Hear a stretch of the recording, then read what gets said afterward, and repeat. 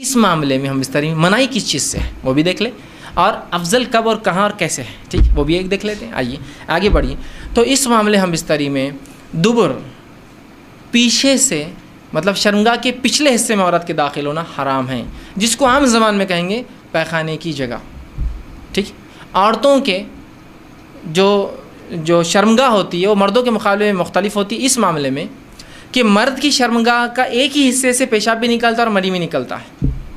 لیکن عورتیں مختلف، تو عورتوں کے پیشاب کی جگہ الگ ہوتی ہے اور شرمگاہ الگ، جہاں اولاد پیدا ہوتی ہے وہ جگہ الگ ہوتی ہے، اور پیخانے کی جگہ الگ ہوتی ہے۔ تو مردوں میں 2 ہی حصے ہیں جہاں سے نکلتا، عورتوں میں 3 ہوتے ہیں، یاد رکھیے۔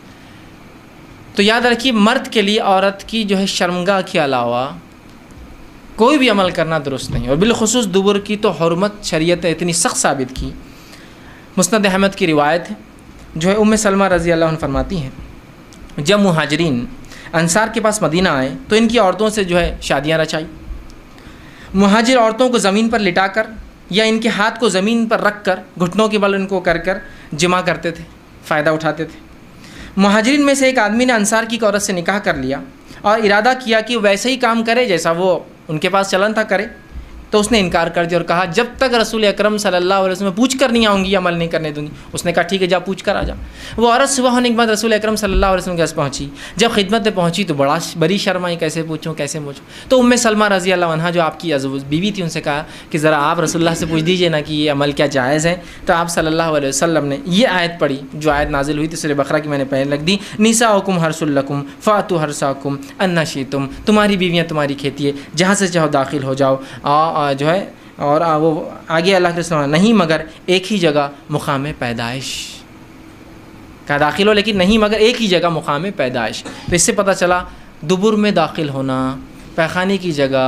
یا انال سیکس جس کو کہتے ہیں، شریعت میں حرام ہے، اور اتنا سخت حرام ہے کہ اس کی حرمت کے تعلق سے 3 ہی حدیثیں رکھتا ہوں آپ کے سامنے۔ پہلی حدیث آپ سے فرماتے ترمذی اور ابن حبان کی روایت، آپ نے فرمایا اور کہا اللہ تعالیٰ ایسے آدمی کی طرف نہیں دیکھیں گا یا دیکھنا گوارا نہیں کرے گا جو اپنے بیویوں سے دبر میں جمع کرتا تھا، پیخانے کی جگہ جو ہے جمع کرتا تھا، اس کی طرف دیکھنے والا نہیں اللہ قیامت دن، اور اللہ کا نہیں دیکھنا مطلب اللہ کا رحم نہیں کرنا۔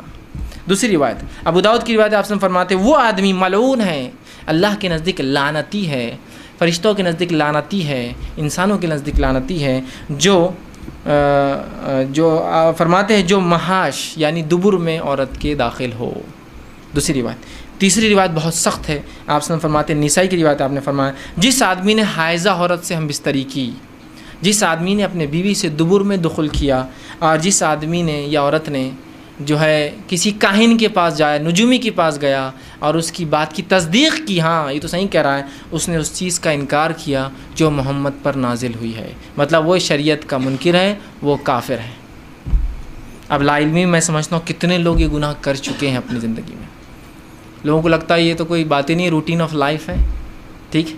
لا علمی کتنی خطرناک ہو سکتی، سمجھ رہے ہیں آپ، کہ اس نے اس چیز کا انکار کیا جو محمد پر نازل ہوئی، وہ منکر شریعت ہے، وہ اسلام کا منکر آدمی ہے جو دبر میں داخل ہوتا ہے۔ ہم کو معمولی لگتا ہے، شریعت کے نزدیک بہت سنگین جرم ہے، تو علم بہت ضروری ہے ہر معاملے میں، بہرحال